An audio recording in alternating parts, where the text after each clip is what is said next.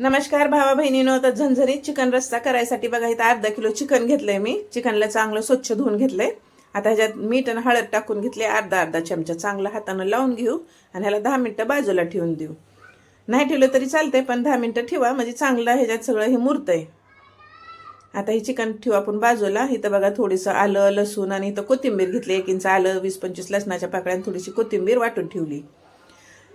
भुगण्यामध्ये 1 पळी तेल टाकले बघा. कॅटली असते ना आपली पळी, त्या पळीनं 1 पळी तेल टाकून ह्याच्यात अर्धा मोठ्या आकाराचा कांदा होता तर अर्धा घेतलाय. अर्धा कांदा चांगला बारीक कापून ह्याच्यात परतून घेतलाय थोडासा मऊ होस तर. आता ह्याच्यात ही आलं लसणाची पेस्ट टाकून घेऊ. चांगलं ह्याला परतून घेऊ 2 मिनिटं. मस्त असा खमंग असा वास यायला लागलाय बघा ह्याचा. आता ह्याच्यात छोटा पाव चमचा हळद टाकून घेऊ. आपण चिकनला हळद लावली पण तेलामध्ये तळली हळद की चांगली चव येते. मस्ताने हळद टाकून बी आपण 1 मिनिटं परतून घेतलं. आता ह्याच्यात चिकन घालून घेऊ. चिकन घातलं की थोडंसं ह्याला हलवून घेऊ आपण. मग ह्याच्यावर आधी पाणी घालायचं नाही बरं का. ह्याच्यावर आपण परात झाकून मग परातीमध्ये आपण पाणी गरम करायला ठेवू. त्यानं काय होतंय ही आतमध्ये भाप जमती. त्या भापेनं चांगलं चिकनामध्ये हळद मीठ मुरतन मस्त टेस्ट लागती. बघा असं ह्याच्या परातीमध्ये आपण 1 गिलास पाणी टाकू. थोडं जास्तच झालं तर पाणी कमी टाका थोडं. म्हणजे काय घालताना थोडा प्रॉब्लेम होता आणि काय नाही दुसरं. बघा हे पाणी गरम झालं की चिकनमध्ये घालून घ्यायचं. आधीच थोडं हे पाणी गरम होतं तर चिकन चांगलं हळद मीठ वाफेमध्ये शिजलंय. मग ह्याच्यात हे आपण गरम पाणी घालून घेतलं. आता मस्त ह्याला हलवून घेऊ आणि मी 1 गिलास पाणी टाकून ह्याच्यात गरम करून घालणार आहे. अर्धा कांदा घेतलाय बघा इथं बी. 1 इंच आलं. हे ओलं खोबरं घेतलंय. छोटाच तुकडा आहे माझ्याकडं.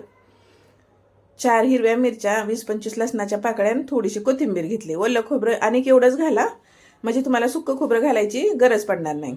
इथं बघा ही घेतलंय 1 इंच दालचिनीचा तुकडा आहे. पातळ आहे म्हणून थोडा जास्त घेतलाय. धना घेतल्यात भाजून 2 चमचे. पोहे खायच्या चमच्यानं 2 चमचे धना घेतल्यात भाजून. 5 लवंगा, 5 काळ्या मिऱ्या, 1 चमचा भरून इथं जिरं घेतलंय. जिरं बी भाजून घेतलंय बघा. एकदम छोटंसं चक्री फुल आहे. मोठं असलं तर अर्धा घ्यायचं. आणि 1 चमचा इथं बघा सुक्कं खोबरं, खिसलेलं खोबरं भेटते ना ती दुकानात, ती घेतलं. थोडा त्याला बी भाजून घेतलं. आणि 2 हिरव्या इलायच्या म्हणजे बारीक इलायची येते ना आपली ती घेतली. चांगलं ह्याला आपण थोडंसं गरम करून घेतलं होतं. ह्याला आता आपण मिक्सरमध्ये बारीक करून घेतलं. आता हे सगळं आपण वाटण घालून सगळं एकदाच वाटून घ्यायचं. आता ह्याच्यात बघा ही छोटा आकाराचा 1 टमाटर आहे. ह्याच्यावर बी छोटा 1 घेते. मोठा असला तर 1च घाला. आता बघा ही छोटे 2 टमाटे घातलेत. चांगलं ह्याची पेस्ट करून ठेवली. चिकन बी आपलं चांगलं शिजलंय. तर थोडं मोठं 1 पातेलं घेतलं. ह्याच्यात तेल टाकलं 1 पळी भरून. 1 इथं तमालपत्र टाकले.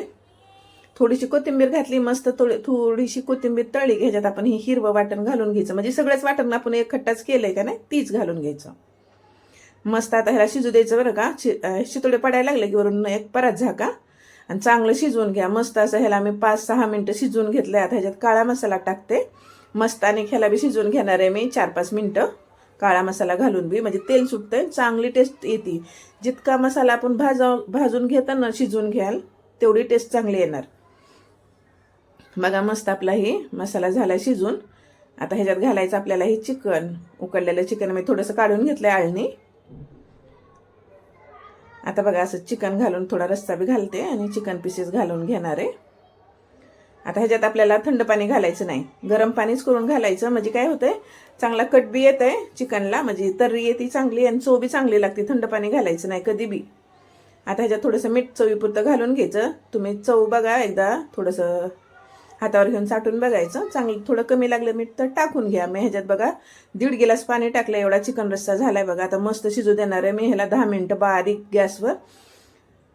मस्त तयार झाला. ज्वारीच्या भाकरी बरोबर वरपून खा. मस्तच लागतं. 1 नंबर झालाय. तुम्ही बी करा. तुम्हाला व्हिडिओ आवडला तर तुमच्या मित्रमंडळीत पाठवत जावा. व्हिडिओला लाईक करत जावा.